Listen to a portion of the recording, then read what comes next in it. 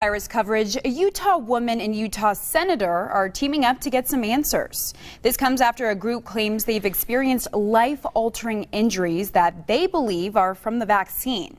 While the symptoms haven't been officially linked to the vaccine by the CDC, some are convinced that they're related. Now, I spoke with that woman to find out what she's been experiencing and why she's now asking the public for help.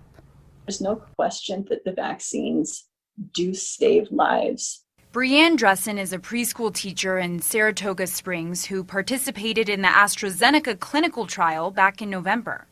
We all knew that some people were going to draw the short straw. And that includes her. She got her shot on November 4th, and she says she hasn't been the same since. Immediately, within an hour, I had tingling down my arm.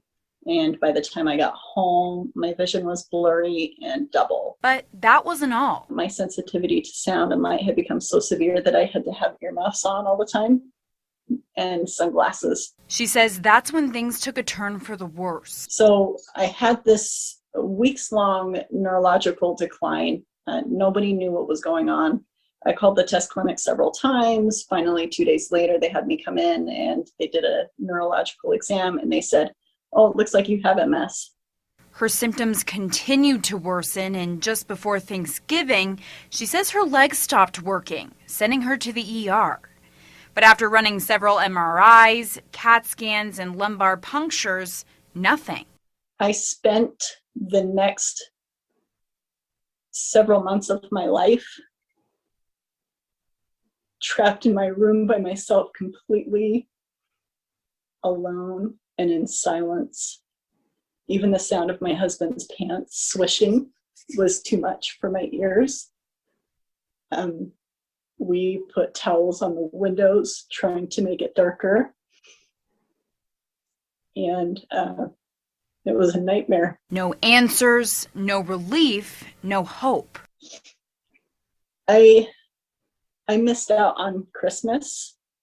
I didn't buy my kids a single Christmas present.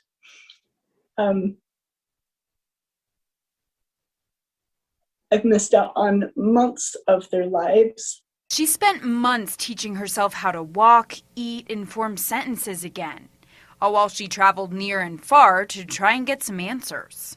The hospital didn't know what was going on. None of the neurologists that I saw knew what was going on. She says she's talked with others who are dealing with the same symptoms after getting their COVID-19 vaccines. I want the CDC to do the right thing and communicate with the medical community so these people can get help.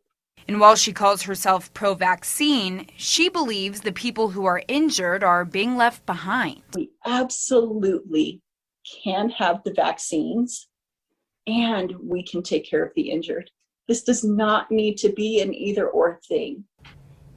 While Dressen was at a research institution in Washington, D.C., she met up with Utah Senator Mike Lee to voice her concerns. And after explaining everything she and others were going through, he, along with Wisconsin Senator Ron Johnson, agreed to write a letter to the CDC and the FDA demanding some answers. Now, in that letter, they asked for a response to each of the 6 questions they wrote out no later than this coming Monday. And if you want to read that entire letter, just head to our website at abc4.com.